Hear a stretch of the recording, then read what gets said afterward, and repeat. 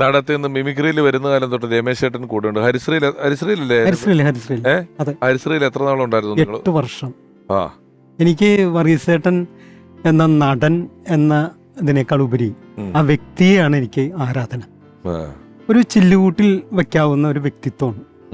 നമ്മൾ ലോകത്തിൽ എന്തിനെ കുറിച്ചൊരു സംശയം വർഗീസനോട് ചോദിച്ചാൽ കൃത്യമായിട്ട് ഒരു മറുപടി ഉണ്ട്. എന്നെ സംബന്ധിച്ചിടത്തോളം ഒരു ഗോഡ് ഫാദറാണ്, എൻ്റെ ഒരു വെൽവിഷറാണ്. ഞങ്ങൾ ഈ 8 വർഷം മെറ്റഡോറ് ടെമ്പോ വാനിലായിരുന്നു അന്ന് മിമിക്രിക്ക് പോകാം. അപ്പോൾ ഒരുപാട് കഥകൾ ഒരേ സീറ്റിലിരുന്ന് യാത്ര ചെയ്തിട്ടുള്ള ആളുകളാണ്. ഒരുപാട് അനുഭവങ്ങൾ ഇങ്ങനെ പറയും. ഞാൻ ആദ്യമായിട്ട് കാണുന്നത് 79-80 കാലഘട്ടത്തിൽ ഞാൻ 10ാം ക്ലാസ്സിൽ പഠിക്കുമ്പോൾ ഒരു ഹാസ്യകലാ പരിപാടി ആദ്യമായിട്ട് ഞങ്ങളുടെ കുറുമശ്ശേരി SNDP സ്കൂളിൽ അദ്ദേഹത്തിൻ്റെ ഹാസ്യകലാ പ്രകടനം.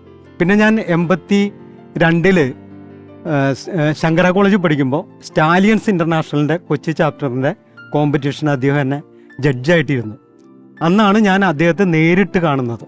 പിന്നീട് ആ സൗഹൃദം വലിയൊരു സൗഹൃദമായി. എന്നെ ഹരിശ്രീയിലേക്ക് എനിക്കുള്ള പാത തുറന്നത് അദ്ദേഹമാണ്.